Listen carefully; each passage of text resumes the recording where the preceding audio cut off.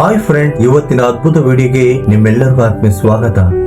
ಮಧ್ಯ ವಯಸ್ಸಿನ ಮಹಿಳೆಯೊಬ್ಬಳು ಯಾರಿಗೂ ಗೊತ್ತಾಗದ ಹಾಗೆ ಕಾಲೇಜು ಹುಡುಗನೊಂದಿಗೆ ಸಹಜೀವನ ನಡೆಸುತ್ತಿದ್ದಳು. ಒಂದು ದಿನ ಹುಡುಗನು ಆ ಮಹಿಳೆಯ ಜೊತೆ ರೂಮ್ ನಲ್ಲಿರುವುದನ್ನ ಅವನ ತಾಯಿ ನೋಡಿದಳು. ಹಾಗಿದ್ರೆ ಆಗ ಏನಾಯಿತು? ಇಡೀ ಕಥೆಯನ್ನು ತಿಳಿಯಲು ಈ ವಿಡಿಯೋವನ್ನು ಕೊನೆಯವರೆಗೂ ನೋಡಿ. ರವಿಶಂಕರ್ ಶ್ರುತಿ ದಂಪತಿಗಳು 19 ವರ್ಷದ ತಮ್ಮ ಮಗನೊಂದಿಗೆ ಒಂದು ಮನೆಯಲ್ಲಿ ವಾಸಿಸುತ್ತಿದ್ದರು. ಆ ಹುಡುಗನ ಹೆಸರು ಆಯುಷ್. ಅವನ ತಂದೆ ತಾಯಿ ಪ್ರೈವೇಟ್ ಕಂಪನಿಯಲ್ಲಿ ಕೆಲಸ ಮಾಡುತ್ತಿದ್ದರು. ಅವನ ತಂದೆ ಆಯುಷ್ ನನ್ನು ಬೆಳಿಗ್ಗೆ ಕಾಲೇಜಿಗೆ ಬಿಟ್ಟು ನಂತರ ಈವ್ನಿಂಗ್ ಅವನನ್ನು ಮನೆಗೆ ಕರೆದುಕೊಂಡು ಬರುತ್ತಿದ್ದರು. ಆ ಕಟ್ಟಡದ 3ನೇ ಮಹಡಿಯಲ್ಲಿ ಆಯುಷ್ ಕುಟುಂಬ ವಾಸಿಸುತ್ತಿತ್ತು. ಆಯುಷ್ನ ಪೋಷಕರು ಅವನನ್ನು ಮನೆಯಿಂದ ಎಲ್ಲಿಗೂ ಹೋಗಲು ಬಿಡುತ್ತಿರಲಿಲ್ಲ. ನಂತರ ಆಯುಷ್ಗೆ ಬೇರೆ ದಾರಿ ಇಲ್ಲದೆ ಕಾಲೇಜಿನಿಂದ ಮನೆಗೆ ಬಂದ ತಕ್ಷಣ ತನ್ನ ತಂದೆಯ ಮೊಬೈಲ್ ನಲ್ಲಿ ಕಾರ್ಟೂನ್ ವಿಡಿಯೋಗಳನ್ನು ನೋಡುತ್ತಿದ್ದನು. ಅವನು ಕಾರ್ಟೂನ್ ವಿಡಿಯೋಗಳನ್ನು ನೋಡಿ ಮುಗಿಸಿದ ನಂತರ ಸ್ವಲ್ಪ ಹೊತ್ತು ಓದಿಕೊಂಡು ನಂತರ ಊಟ ಮಾಡುತ್ತಿದ್ದನು. ಫೈನಲ್ ಆಗಿ ಮೂವರು ಸ್ವಲ್ಪ ಹೊತ್ತು ಟಿವಿ ನೋಡಿ ಮಲಗುತ್ತಿದ್ದರು. ಒಂದು ದಿನ ಆಯುಷ್ ಬೆಳಿಗ್ಗೆ ಸ್ನಾನ ಮಾಡಿದ ನಂತರ 4ನೇ ಮಹಡಿಯಿಂದ ಹಾಡು ಬರುತ್ತಿರುವುದನ್ನ ಕೇಳಿ ಆ ಮಹಡಿಗೆ ಹೋದನು. ಯಾವ ರೂಮಿನಿಂದ ಹಾಡು ಬರುತ್ತಿತ್ತೋ ಅಲ್ಲಿಗೆ ಹೋದನು. ಆಗ ರೂಮ್ ನ ಡೋರ್ ಲಾಕ್ ಆಗಿಲ್ಲ ಎಂದು ಗಮನಿಸುತ್ತಾನೆ. ನಂತರ ಆಯುಷ್ ನಿಧಾನವಾಗಿ ಆ ರೂಮ್ ನ ಬಾಗಿಲು ತೆರೆದು ಒಳಗೆ ನೋಡಲು ಪ್ರಾರಂಭಿಸಿದನು. ಆಗ ಆ ರೂಮ್ ನಲ್ಲಿರುವ ಒಬ್ಬ ಮಹಿಳೆ ಇನ್ಸ್ಟಾಗ್ರಾಮ್ ನಲ್ಲಿ ರೀಲ್ಸ್ ಮಾಡುತ್ತಿರುವುದನ್ನು ನೋಡುತ್ತಾನೆ. ಆ ಮಹಿಳೆಗೆ 55 ವರ್ಷ ವಯಸ್ಸಾಗಿತ್ತು. ಆಯುಷ್ ರಹಸ್ಯವಾಗಿ ಹೋಗಿ ಅವಳ ಡ್ಯಾನ್ಸ್ ನೋಡಲು ಪ್ರಾರಂಭಿಸಿದನು. ಒಂದು ರೀಲ್ಸ್ ನ ನಂತರ ಇನ್ನೊಂದು ರೀಲ್ಸ್ ಮಾಡೋದಕ್ಕೆ ಪ್ರಾರಂಭಿಸಿದಳು. ಆ ರೀಲ್ಸ್ ಗಾಗಿ ಆ ಮಹಿಳೆ ಬಟ್ಟೆ ಬದಲಾಯಿಸಿಕೊಳ್ಳುತ್ತಾಳೆ. ಆ ಮಹಿಳೆ ಬಟ್ಟೆ ಬದಲಾಯಿಸುವುದನ್ನು ನೋಡಿ ಆಯುಷ್ ಆಶ್ಚರ್ಯಚಕಿತನಾದನು. ಅದೇ ಸಮಯದಲ್ಲಿ ಅವನ ತಾಯಿ ಕೆಳಗಿನಿಂದ ಆಯುಷ್ಗೆ ಕಾಲ್ ಮಾಡೋದಕ್ಕೆ ಟ್ರೈ ಮಾಡುತ್ತಾರೆ. ಆಯುಷ್ ಆಗ ಆತುರದಿಂದ ತನ್ನ ಸೆಲ್ ಫೋನ್ ತೆಗೆದು ಕಾಲ್ ಕಟ್ ಮಾಡಲು ಪ್ರಯತ್ನಿಸುತ್ತಾನೆ. ಅಷ್ಟರಲ್ಲಿ ರೂಮ್ ನ ಒಳಗಿದ್ದ ಮಹಿಳೆಗೆ ಆಯುಷ್ ಫೋನ್ ರಿಂಗ್ ಆಗುತ್ತಿರುವುದು ಕೇಳಿಸುತ್ತದೆ. ಆದ್ರೆ ಆಯುಷ್ ಆಕೆಗೆ ಗೊತ್ತಾಗದ ಹಾಗೆ ಕೆಳಗೆ ಬರುತ್ತಾನೆ. ಆಗ ಅವನ ತಾಯಿ ಎಲ್ಲಿಗೆ ಹೋಗಿದ್ದೆ ಎಂದು ಕೇಳಿದಾಗ ನಾನು ಮೇಲಂತಸ್ತಿನಲ್ಲಿ ವಾಕಿಂಗ್ ಮಾಡುತ್ತಿದ್ದೆ ಎಂದು ಹೇಳುತ್ತಾನೆ. ಆಗ ಆಯುಷ್ನ ತಾಯಿ ಅವನನ್ನು ಗದರಿಸಿ ಇನ್ನು ಮುಂದೆ ಮೇಲಕ್ಕೆ ಹೋಗಬೇಡ ಎಂದು ಹೇಳುತ್ತಾಳೆ. ಆಗ ಆಯುಷ್ ತನ್ನ ತಾಯಿಗೆ ಸಾರಿ ಹೇಳಿ ಬಟ್ಟೆ ಬದಲಾಯಿಸಿಕೊಂಡು ರೆಡಿಯಾಗಿ ತಂದೆಯೊಂದಿಗೆ ಕಾಲೇಜಿಗೆ ಹೋಗುತ್ತಾನೆ. ಬೇಸಿಗೆ ಕಾಲವಾಗಿದ್ದರಿಂದ ಬೆಳಗಿನ ಕಾಲೇಜು ಹಾಫ್ ಡೇ ಮಾತ್ರ ನಡೆಯುತ್ತದೆ. ಹಾಫ್ ಡೇ ಕಾಲೇಜು ಮುಗಿದ ತಕ್ಷಣ ಆಯುಷ್ ಕಾಲೇಜ್ ಬಸ್ಸಿನಲ್ಲಿ ಮನೆಗೆ ಬರುತ್ತಾನೆ. ನಂತರ ಅವನು ನಿಧಾನವಾಗಿ ಮೆಟ್ಟಿಲುಗಳನ್ನು ಹತ್ತುತ್ತಾ ತನ್ನ ಫ್ಲಾಟ್ ಗೆ ಹೋಗುತ್ತಿರುತ್ತಾನೆ. ಅದೇ ಸಮಯದಲ್ಲಿ ಆ ಮಹಿಳೆ ಕೂಡ ಮೆಟ್ಟಿಲುಗಳನ್ನು ಹತ್ತುತ್ತಿರುವಂತೆ ಕಾಣಿಸುತ್ತಾಳೆ. ಆಕೆಯನ್ನು ನೋಡಿದ ತಕ್ಷಣ ಆಯುಷ್ ಗಾಬರಿಯಾದನು. ಆ ಮಹಿಳೆ ಆಯುಷ್ ನನ್ನು ನೋಡಿದ ತಕ್ಷಣ ಗೊಂದಲದಿಂದ ತಲೆ ತಗ್ಗಿಸುತ್ತಾನೆ. ನೀನೇ ತಾನೇ ನನ್ನ ರೂಮ್ ವರೆಗೆ ನಿಂತಿದ್ದು ಎಂದು ಕೇಳುತ್ತಾಳೆ. ಅದನ್ನು ಕೇಳಿದ ಆಯುಷ್ ಸತ್ಯ ಹೇಳಿದರೆ ತೊಂದರೆಗೆ ಸಿಲುಕುತ್ತೀನಿ ಎಂದು ಸುಳ್ಳು ಹೇಳಿದನು. ನೀವು ಏನು ಮಾತನಾಡುತ್ತಿದ್ದೀರಿ ಎಂದು ನನಗೆ ಅರ್ಥವಾಗುತ್ತಿಲ್ಲ ಎಂದನು. ನಂತರ ಆಕೆ ನಕ್ಕಳು. ಅವನ ಹಿಂಜರಿಕೆಯನ್ನು ನೋಡಿ ನೀವು ನನಗೆ ಸುಳ್ಳು ಹೇಳುತ್ತಿದ್ದೀಯಾ? ನಿನಗೆ ಸುಳ್ಳು ಹೇಳುವುದಕ್ಕೆ ಬರುತ್ತಾ ಎಂದಳು. ಆಯುಷ್ ಆಗ ಸ್ವಲ್ಪ ಮುಗುಳ್ನಕ್ಕು ನಾನು ರೂಮ್ ಹೊರಗೆ ಇದ್ದೆ, ನಿಮಗೆ ಹೇಗೆ ಗೊತ್ತಾಯಿತು? ನಾನು ನಿಮ್ಮನ್ನು ನೋಡಲಿಲ್ಲವಲ್ಲ ಎಂದನು. ಆಗ ಆ ಮಹಿಳೆ ನೀನು ಕ್ಯಾಮರಾದಲ್ಲಿ ಕಾಣಿಸಿದೆ ಅದಕ್ಕೆ ಕೇಳಿದೆ ಎಂದು ಹೇಳುತ್ತಾಳೆ. ಈಗ ಇಬ್ಬರು ಮಾತನಾಡುತ್ತಾ ಮೇಲಕ್ಕೆ ತಲುಪುತ್ತಾರೆ. ಆಗ ಆ ಮಹಿಳೆ ನನ್ನ ರೂಮ್ಗೆ ಬರುತ್ತೀಯಾ ಎಂದು ಕೇಳಿದಳು. ಅದಕ್ಕೆ ಆಯುಷ್ ಇಲ್ಲ ಬರುವುದಿಲ್ಲ ಎಂದು ಹೇಳುತ್ತಾನೆ. ನಂತರ ಆ ಮಹಿಳೆ ಹೇಗೋ ನಿಮ್ಮ ಪೋಷಕರು ನಿಮ್ಮ ಮನೆಯಲ್ಲಿಲ್ಲ, ಆದ್ದರಿಂದ ಸ್ವಲ್ಪ ಸಮಯ ನನ್ನ ರೂಮ್ಗೆ ಬಾ, ನಿಮ್ಮ ಅಪ್ಪ ಅಮ್ಮ ಬಂದ ತಕ್ಷಣ ನೀನು ಹೊರಡಬಹುದು ಎನ್ನುತ್ತಾಳೆ.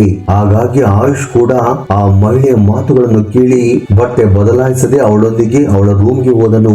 ಆ ಮಹಿಳೆ ಆಯುಷ್ ನನ್ನು ಕುರ್ಚಿಯಲ್ಲಿ ಕೂರಿಸಿ ಇಬ್ಬರಿಗೂ ಸ್ಪ್ರೈಟ್ ಬಾಟಲ್ ತಂದಳು. ಅದನ್ನು ಆಯುಷ್ಗೆ ಕೊಟ್ಟು ಇದನ್ನು ತೆಗೆದುಕೋ, ಬಿಸಿಲು ತುಂಬಾ ಜಾಸ್ತಿ ಇದೆ, ಸ್ಪ್ರೈಟ್ ಕುಡಿಯುವುದರಿಂದ ದೇಹ ಸ್ವಲ್ಪ ಕೂಲ್ ಆಗುತ್ತೆ ಎಂದು ಹೇಳಿದಳು.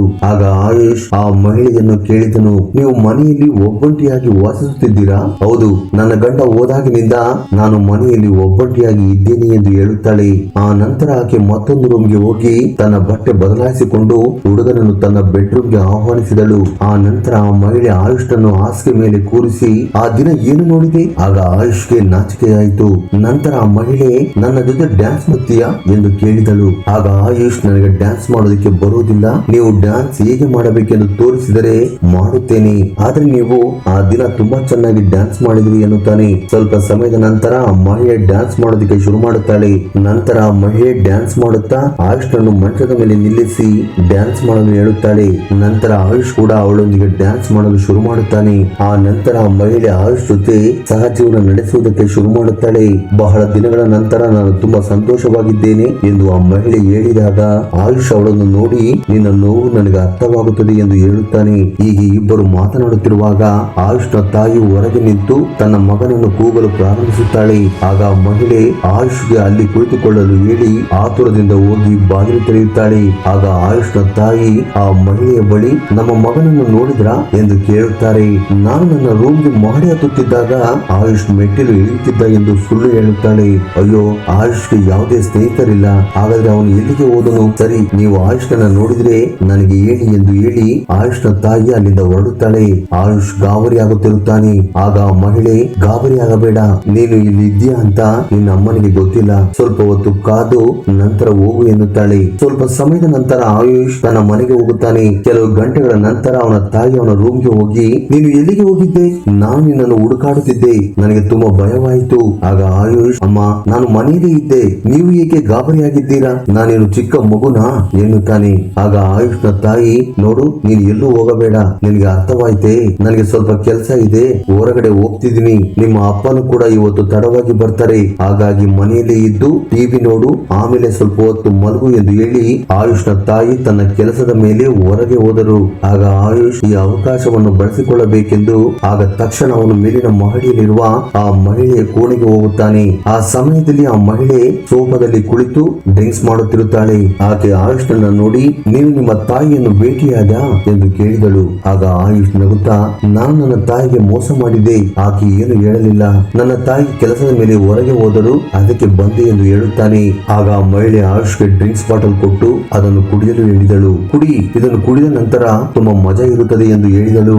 ಆಯುಷ್ ಮೊದಲಿಗೆ ಕುಡಿಯಲು ಹಿಂಜರಿಯುತ್ತಾನೆ. ಆದ್ರೆ ಆ ಮಹಿಳೆಯ ಕೋರಿಕೆಯ ಮೇರೆಗೆ ಅವನು ಕುಡಿಯಲು ಪ್ರಾರಂಭಿಸುತ್ತಾನೆ. ಸ್ವಲ್ಪ ಸಮಯದ ನಂತರ ಆ ಮಹಿಳೆ ಆಯುಷ್ನನ್ನು ತನ್ನ ನಿಯಂತ್ರಣಕ್ಕೆ ತೆಗೆದುಕೊಳ್ಳಲು ಸಿದ್ಧಳಾದಳು. ಆಯುಷ್ಗೆ ಆ 55 ವರ್ಷದ ಮಹಿಳೆಯ ಮೇಲೆ ಅಪಾರವಾದ ಪ್ರೀತಿ ಬೆಳೆಸಿಕೊಂಡನು. ಪ್ರತಿ ದಿನದಂತೆ ಆಯುಷ್ ಮನೆಯಲ್ಲಿ ಒಬ್ಬಂಟಿಯಾಗಿರುವಾಗಲೆಲ್ಲ ಆ ಮಹಿಳೆಯ ರೂಮ್ಗೆ ಹೋಗಿ ಅವಳೊಂದಿಗೆ ಮೋಜು ಮಾಡುವ ಅಭ್ಯಾಸವನ್ನು ಬೆಳೆಸಿಕೊಂಡನು. ಒಂದು ದಿನ ಆಯುಷ್ ರೂಮ್ ನಲ್ಲಿ ಇಲ್ಲದಿರುವುದನ್ನು ಅವನ ತಾಯಿ ಗಮನಿಸಿ ಆ ಮಹಿಳೆಯ ರೂಮ್ಗೆ ಹೋಗಿ ಆಯುಷ್ ಬಗ್ಗೆ ವಿಚಾರಿಸುತ್ತಾಳೆ. ಆದ್ರೆ ಆ ಮಹಿಳೆ ಆಯುಷ್ ತಾಯಿಗೆ ಸುಳ್ಳು ಹೇಳುತ್ತಾಳೆ. ಅಷ್ಟರಲ್ಲಿ ಆಯುಷ್ನ ತಾಯಿ ರೂಮ್ಗೆ ನುಗ್ಗಿ ಸುತ್ತಲೂ ನೋಡಲಾರಂಭಿಸುತ್ತಾಳೆ. ನಂತರ ಬೆಡ್ರೂಮ್ಗೆ ಹೋಗಿ ನೋಡಿದಾಗ ತನ್ನ ಮಗ ಆಯುಷ್ ಮಂಚದ ಮೇಲೆ ಮಲಗಿರುವುದನ್ನು ನೋಡುತ್ತಾಳೆ. ಆಗ ಆಯುಷ್ನ ತಾಯಿ ನೀನು ಯಾವಾಗಲೂ ನನಗೆ ಸುಳ್ಳು ಹೇಳುತ್ತಿದ್ದೆ, ಅಲ್ಲಿ ನನ್ನ ಮಗನು ನನಗೆ ಮೋಸ ಮಾಡಿ ಸುಳ್ಳು ಹೇಳಿ ಇಲ್ಲಿ ನಿನ್ನ ಬಳಿ ಬರ್ತಿದ್ದಾನೆ ಅಂತೇಳಿ ಕೋಪ ಮಾಡಿಕೊಂಡು ಆ ಮಹಿಳೆಯ ಜೊತೆ ಜಗಳ ಮಾಡುತ್ತಾಳೆ. ಅಷ್ಟರಲ್ಲಿ ಆಯುಷ್ ಎಚ್ಚರಗೊಂಡು ತನ್ನ ತಾಯಿಯನ್ನು ನೋಡಿ ಶಾಕ್ ಆಗುತ್ತಾನೆ. ಆಯುಷ್ನ ತಾಯಿ ಆ ರೂಮ್ ನಲ್ಲಿ ಆಯುಷ್ನನ್ನು ಗದರಿಸಿ ಅವನೊಂದಿಗೂ ಕೂಡ ಜಗಳವಾಡಿದಳು. ಆಗ ಮಹಿಳೆ ಮಧ್ಯದಲ್ಲಿ ಬಂದು ನೀವು ಅಂದುಕೊಳ್ಳೋ ತರ ಇಲ್ಲಿ ಏನು ನಡೆದಿಲ್ಲ ಎಂದು ನಾಟಕ ಮಾಡುತ್ತಾಳೆ. ಆ ಮಾತುಗಳನ್ನು ಕೇಳಿದ ತಕ್ಷಣ ಆಯುಷ್ ತಾಯಿಗೆ ಕೋಪ ನೆತ್ತಿಗೇರುತ್ತದೆ. ನೀವಿಬ್ಬರು ಸೇರಿಕೊಂಡು ನಮ್ಮನ್ನ ಮೂರ್ಖರನ್ನಾಗಿ ಮಾಡುತ್ತಿದ್ದೀರಾ ಎಂದು ತಕ್ಷಣ ತನ್ನ ಗಂಡನಿಗೆ ಕಾಲ್ ಮಾಡುತ್ತಾಳೆ. ಆಯುಷ್ನ ತಂದೆ ಕೂಡ ತಕ್ಷಣ ಅಲ್ಲಿಗೆ ಬರುತ್ತಾರೆ. ಆದ್ರೆ ಅವರು ಸ್ವಲ್ಪ ಒಳ್ಳೆಯವರಾಗಿದ್ದರಿಂದ ಆ ಮಹಿಳೆಗೆ ಏನು ಹೇಳದೆ ಆ ಮನೆಯ ಮಾಲೀಕನನ್ನು ಕರೆದು ಆ ಮಹಿಳೆಯ ಬಗ್ಗೆ ಎಲ್ಲವನ್ನು ಹೇಳಿದರು. ಕೊನೆಗೆ ಆ ಮಹಿಳೆ ತನ್ನ ತಪ್ಪನ್ನು ಒಪ್ಪಿಕೊಳ್ಳುತ್ತಾಳೆ. ಹಾಗಾಗಿ ಆ ಮಹಿಳೆಯನ್ನು ಅಲ್ಲಿಂದ ಖಾಲಿ ಮಾಡಿಸುತ್ತಾರೆ. ಆ ನಂತರ ಆಯುಷ್ನ ಪೋಷಕರು ಅವನನ್ನು ಹಾಸ್ಟೆಲ್ಗೆ ಸೇರಿಸಿದರು. ಆ ನಂತರ ತಮ್ಮ ಮಗನಿಗೆ ನೀನು ಮಾಡಿದ್ದು ತಪ್ಪು ಅಂತ ಹೇಳಿ ತನ್ನ ಭವಿಷ್ಯದತ್ತ ಗಮನ ಹರಿಸಲು ಹೇಳುತ್ತಾರೆ. ಆಗ ಆ ಹುಡುಗನಿಗೂ ಸಹ ತನ್ನ ತಪ್ಪಿನ ಅರಿವಾಗುತ್ತದೆ. ಆದರೆ ಈ ವಿಡಿಯೋ ಬಗ್ಗೆ ನಿಮ್ಮ ಅಭಿಪ್ರಾಯ ಅನಿಸಿಕೆಗಳನ್ನ ಕಮೆಂಟ್ ಬಾಕ್ಸ್ ಅಲ್ಲಿ ಕಮೆಂಟ್ ಮಾಡಿ. ಹಾಗೆ ಈ ವಿಡಿಯೋ ನಿಮಗೆ ಇಷ್ಟವಾಗಿದ್ದರೆ ಲೈಕ್ ನೀಡುವುದನ್ನು ಮರೆಯಬೇಡಿ. Thank you for watching.